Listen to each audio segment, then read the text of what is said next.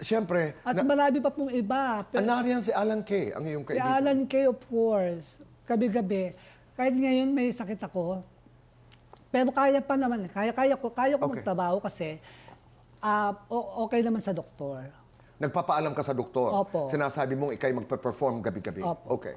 Ayan. Tapos si Alan Kay naman po ang nagbigay sa akin ng trabaho. Gabi-gabi, thank you po. Mulat-mula naman, bahagi ng kwento mo sa industriyang ito si Alan. Yes po. Oo. Siya kaibigan ko yung amo. Oo. At marami pang ibang mga tao na tumulong.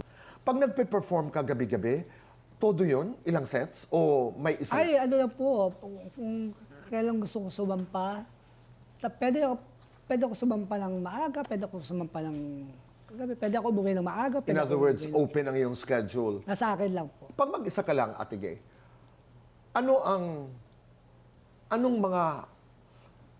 mga dasal mo? Anong mga takot mo?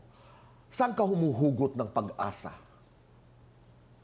Ang dasal ko, lagi ko sinasabi ito, social media, sa sarili ko, na tumagal pa ang buhay ko. Oo. Na kailangan ko pang malibot ang buong mundo para magpasaya ng mga tao.